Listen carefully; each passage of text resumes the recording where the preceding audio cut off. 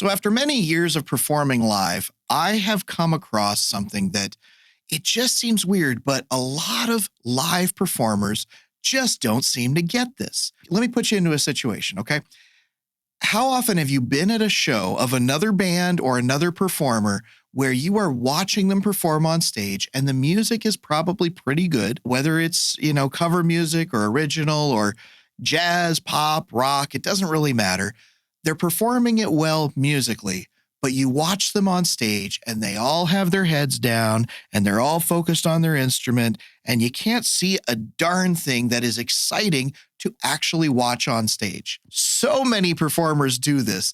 And while I think it's kind of ridiculous that this even needs to be talked about, it needs to be talked about. You have to learn to engage your audience by being entertaining on stage. So how can we do that?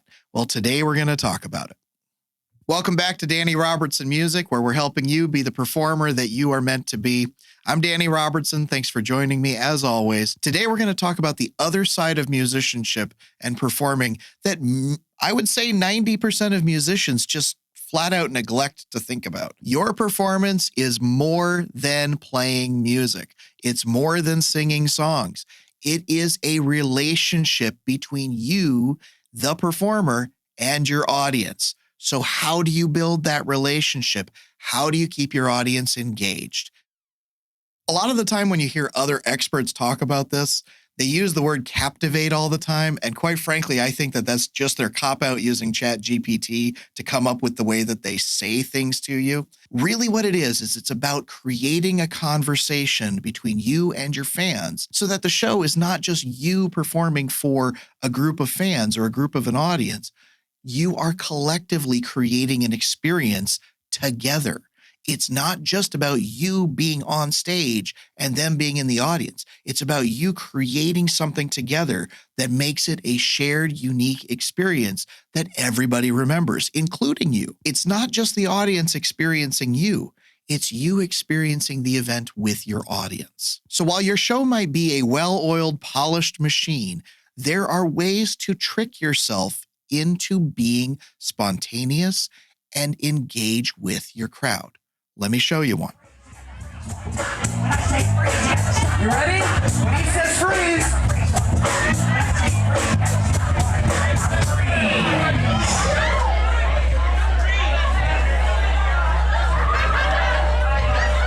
That's good freezing. Somebody scream!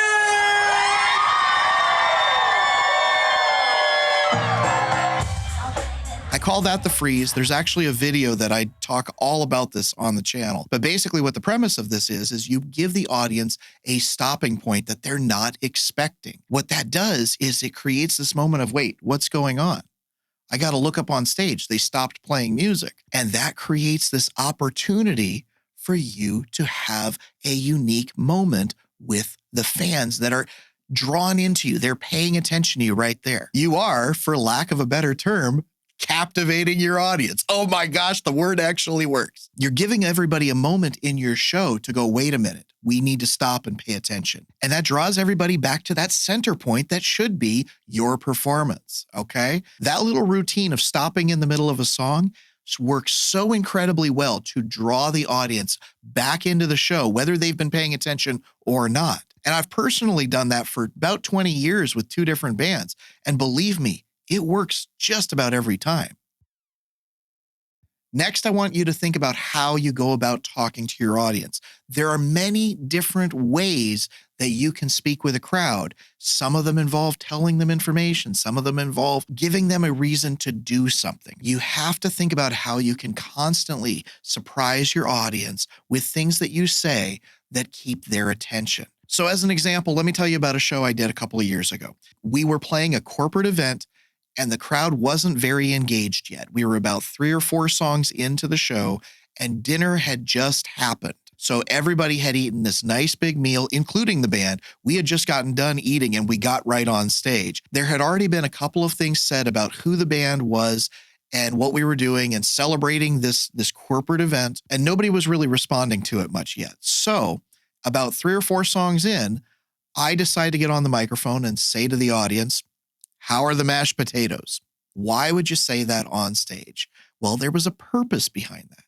The mashed potato question is something that the audience could relate to right then and there. They were eating the mashed potatoes and finishing up their meals, and they weren't ready to get up and dance yet. So I use that as an opportunity to say, I don't know about you guys, but I'm really full, and I think I need to dance off all of this food that I just ate. How about you come and join me? And what that did is it gave everybody in the audience the okay to go, okay, dinner's over, time to start paying attention to the band and having fun, dancing it off. It was an invitation without people realizing that it was an invitation. And guess what? It worked. That crowd got on the dance floor with that and another suggestion that we made over the course of the next two songs, and they danced the rest of the night. By speaking to your audience like you're having a real conversation and saying something that actually gets their attention, that helps you get your crowd to engage in your performance.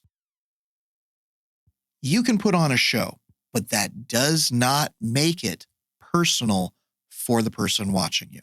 You need to make it unique and personal to the people that are in your audience today. So when I'm doing shows, I tend to do things like I try to find out a little bit about either a bride and groom or the bar that we're playing at or the company that we're playing for, the event that they're holding. I try to find out a little bit of information beforehand so that I can speak directly to the audience about something that is personally connected to them. So for example, about a year and a half ago, I played a show where it was a wedding where the bride and groom were getting married. It was a big fun event, and I had looked up their wedding website the day before the show. And while looking at this website, I happened to notice one small thing. The best man happened to have the same last name as my own mother's maiden name.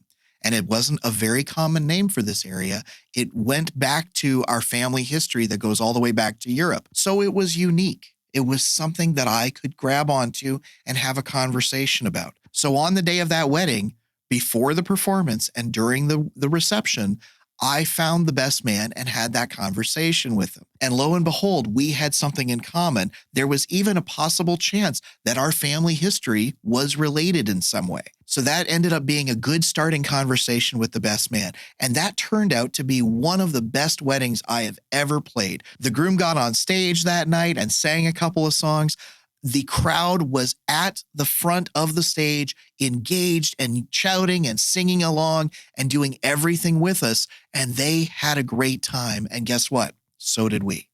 Now, I'm not saying it's going to happen every time, but when you can create those really, really personal connections to your fans, to the people that are watching your show, you are creating super fans. These are the people that will come to shows in the future. They'll tell all their friends about you. And likely you'll even get more business because of those people. Just this last weekend, I was at a club gig playing a show, and we had what I know of is two sets of brides and grooms. We had a bride and groom who were coming to see the show because they were thinking about booking the band. And we had another bride and groom that I had played their wedding reception 2 years ago. And that bride and groom told this bride and groom that they should absolutely book the band. They didn't know each other, but because of our relationship with this couple, it helped our relationship with this couple, and it helped us get new business, and we made friends out of both of them. Creating that unique opportunity for building a relationship within your show, that will help you get those super fans that end up being friends later down the line because you have built such a strong connection. You have a relationship with the people that you're performing for. So while you can just play songs and say some things on stage, tell people to go to your website, tell about the next time you're performing at that club, those are all the standard things. Those are the things that people expect you to be. Be more than that. Be the performer that they connect with you personally. So that's it for this week. I wish you the absolute best of luck in having some great live performances where you really do get to make real connections and build relationships with your fans. So best of luck on that. Don't forget to check out Danny Robertson music as always, and we'll see you soon. Take care.